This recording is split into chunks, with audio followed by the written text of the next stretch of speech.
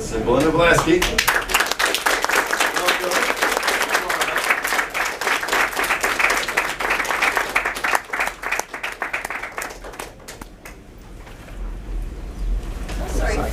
Welcome all three of you. Thank you. Now we do have the Howling today. Yeah. I announced the Howling yesterday for Cujo because I wasn't supposed to be here for that one. They surprised me, so hey, welcome all three of you. Thanks. Got microphones. Hi, everybody. Hi. I don't have a microphone. I just have to be loud. So welcome, welcome. So we've got a 30-minute panel with all three of you. I know we've got lots of questions lined up and ready to go, and when we get close to the 30-minute mark, I'll just kind of give you a 2-minute warning. We'll ignore it. Yeah, I know. That's how it always goes. That's why you're here. I love these stories, so ignore away. That's fine with me, y'all. But are you guys ready for some questions for all three of these fine folks up here? Woo! Yes. Yeah. That was really, really not Lame. That was lame. There we go. There it is.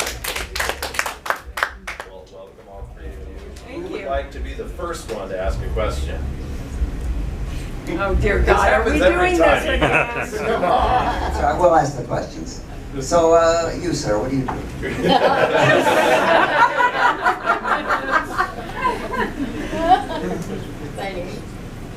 Hi, Joe. Well, I'm going to start off by saying that one of my favorite quotes that you've ever said about film is, we didn't make, why are we remaking Psycho? Well, because kids won't watch black and white. And you said, fuck them.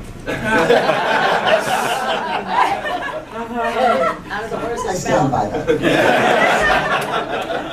So thank you for being here. I just wanted to ask, probably something you've already been asked before, when is Small Soldiers 2? Small Soldiers 2. Oh, most people don't even know there's been a Small Soldiers 1. it's pretty far in the future. What was it like to work with Rob Bottin on Howling on the set? Well, I think all three of us would have different answers for that. well, you go first. Well, Rob replaced Rick Baker on a movie because Rick had to go off and do John Landis's movie that he never had the money for, but suddenly did as soon as I was doing the movie. and so Rob inherited the job, and had very little money. He was very, very bright and very clever, and he managed to come up with a whole lot of stuff for $1.98. But unfortunately, one of the things that he couldn't really lick was the fact that when you put a guy in a costume, he looks like a bear. And so when we did the original shoot, we had people in wolf costumes, but they photographed like they were in bear costumes, and it just didn't work.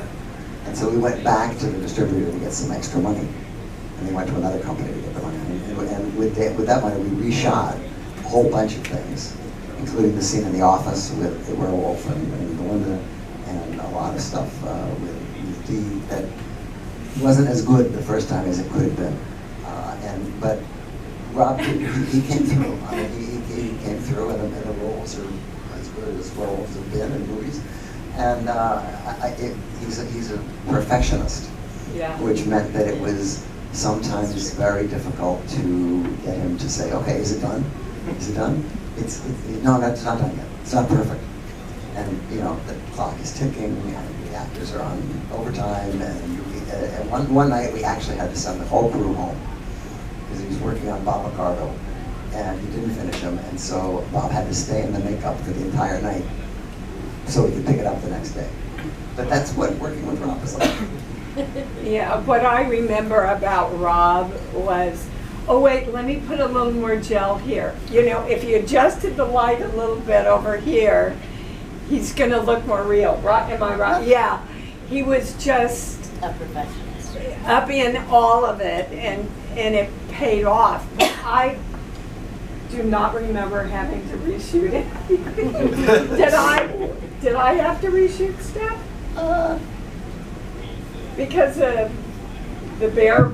No, maybe we just cut that stuff. Now that I'm thinking about it. Oh, good. Okay. No, I remember working with puppet heads for a while, right? And it was 3 or 4 months after we finished, after we wrapped, that he finally finished the werewolf. So all of my close-ups where you see me reacting to, in the office, reacting to the werewolf, is actually Joe kicking the gurney at me, and he kicked it really hard too. And I don't need a mic, do I? I really have a really loud voice. Oh, okay. And so I said to Gigi when we came back to Gigi was our makeup artist. She was our makeup artist, and I said, you know, my hair's grown. You know, it's been 3 or 4 months. She's like, no, I have Polaroids. It's the same length. It's grown. You should trim it. You know, which she wouldn't do. So if you watch that scene in slow motion, you'll see my hair go.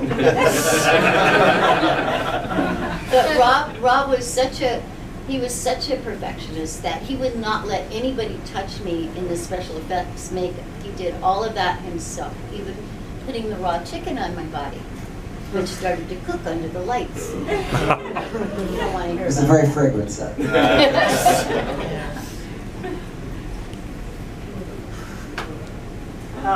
All three of you have worked at different levels in film, from mainstream releases to lower independent. I was wondering if you had any insight as to which you prefer and what the differences are between those two. And Mr. Dante, I'd like to know if anybody ever approached you with an appropriate sequel to Howling, like Howling 2 or something that would... Oh, you mean not the pornos? There have been 8 or 9 of these, and none of them have anything to do with the original picture. And might I say that the Howling is one of the actual few films that actually is better than the book. So, Well, Thank you. that didn't take a Written by lot. John. Yeah. There were a lot of rewrites, right? Until you got it right with Sean. The book, if you ever have read it, I have. it's what we used to call a bus station book. It's a book that you take off the rack before you get on the Trailways bus. And it keeps you interested enough to keep you reading until you get to New Jersey or wherever you're going. But when it came time to actually turning it into a movie, it made no sense. The plot made no sense. I mean, it's a town full of werewolves that is full of people, but it lives on a road that's not on a highway, and it's just awful. It didn't go anywhere. Plus, there's no Terry Fisher in it.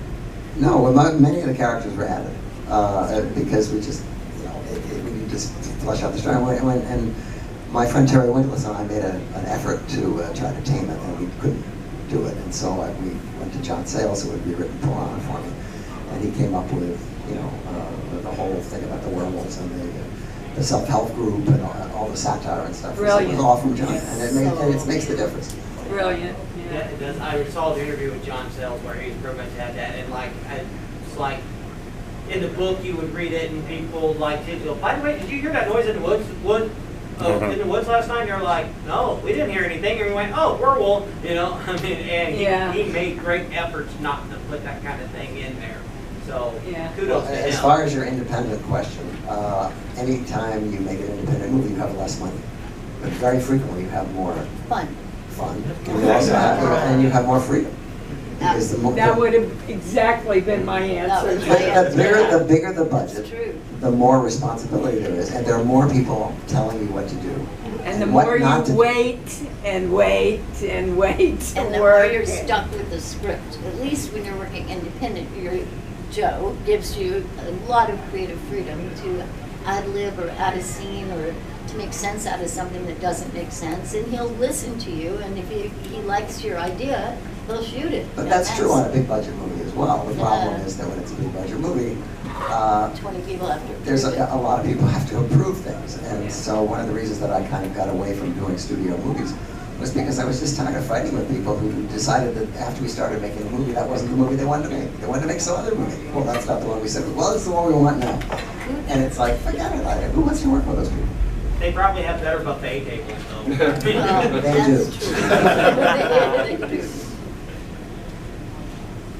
Well, it sounds like the werewolf transformation scenes were done after or later from the actual reaction scenes. So I'm always curious about those scenes where you don't have the transformation to react to as the actor. So I wonder if you had any stories about the Imagination. reaction scenes to a transformation that's not happening. Well, the big transformation happens in front of Dee. Right. And that Yeah, wasn't, tell him how we did it. and that wasn't there. There was nothing for her to look at. You know, I mean, we had sketches. I mean, you don't go into a movie not knowing what you're going to be looking at. But sketches. I don't remember any sketches. You had heads, puppet heads. Yes, I have. Puppet heads that, by the way, if they moved toward her, you had to move the camera as well, or else you'd see the guy's hand. That's why we had Or the stick that that's the why we had puppet to was on. reshoot them. Yeah. But, you know, actors, you watch a Ray Harryhausen movie and look at those Sure. actors. Oh, yeah. They didn't have anything to look at but a dot. What did Dee have to react to? Joe's Joe. voice. Yeah, to Joe. Go ahead, tell. You have to talk them through it. You know, you have to say, okay, now you're doing this, now he's doing that. Now his his arms ears growing. are coming. His nose is growing. Now his nose is... And that's a very hard kind of acting to do, believe me. I mean, Yeah, it's beyond acting. It's like it's some sort of weird behavior. You know, it's actors frequently in these kind of movies have to do that because very often you can't afford to have them around for the whole picture while you're fixing the special effects. You know, you have to say, okay, we'll do all that stuff later. Let's get what we need now with the crew and the cast, and we'll fix it later.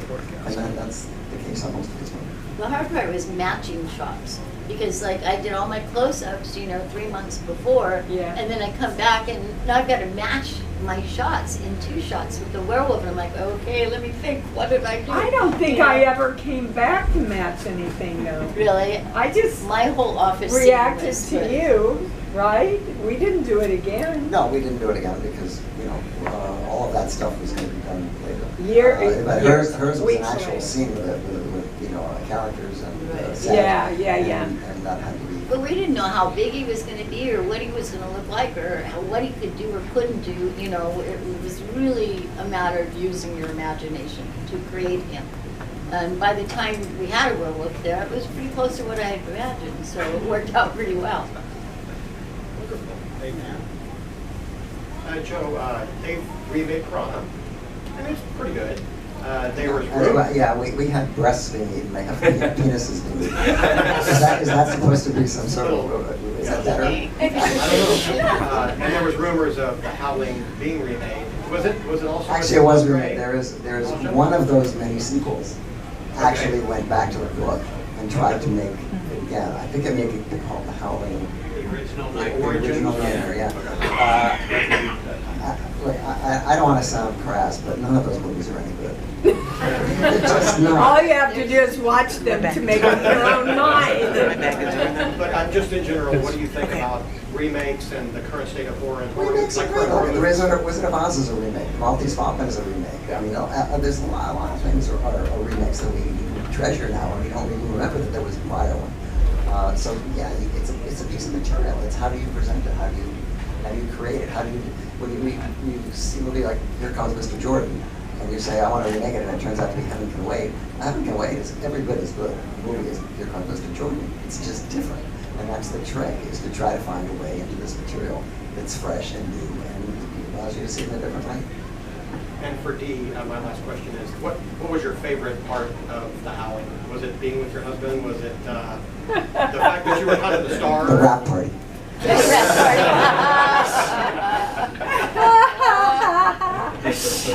Well, I can tell you it wasn't the scene where my husband did the nude scene with the I she-wolf. heard you weren't there, and he just. I was not there. I was in town getting drunk.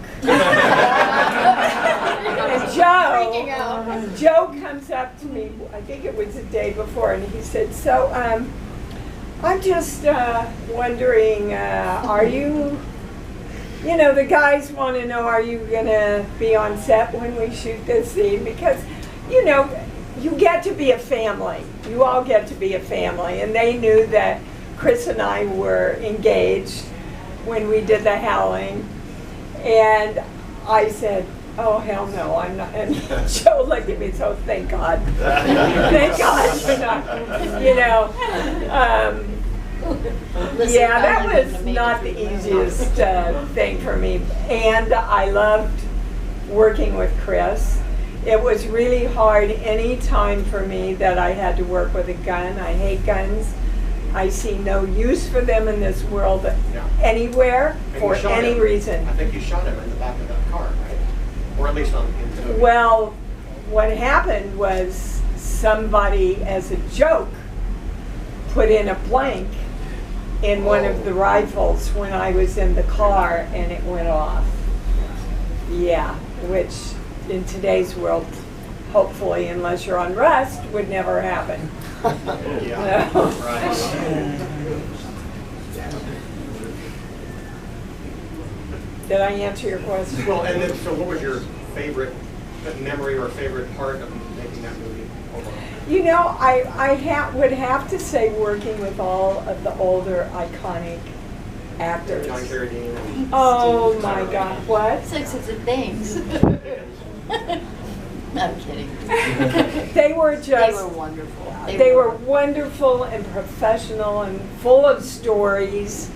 I think one night Christopher sat around the fire pit and all of them were down there. They just told stories all night to each other. It was, so yeah, they were a lot of fun, and I learned a lot actually watching them work. You know, I was pretty new into all this. How many times Well, did I have to audition? That was her first horror movie. You know, she hadn't done those. Well, I kind of did pictures. those have Oh, eyes, that's true. That wasn't a horror movie. but that was the first Yeah. major, yeah. And it led to horror iconography. Indeed, it taught me to be a good screamer. Didn't hurt Fay Ray. And we're glad that Rob Zombie got you back into it. Oh, well, thank you. So those were great movies too. Come on, guys, you know you have There we it. go. This is a super shallow, basic question, but I Perfect. I genuinely love to like hear people's like answers to this. What are you guys' like favorite movies, horror, non-horror, whatever? Our favorite movies? Yeah. Just in general? Yeah. As of right now, as of this particular time. Right now. I'll pluck one out of the sky. Once Upon a Time in the West.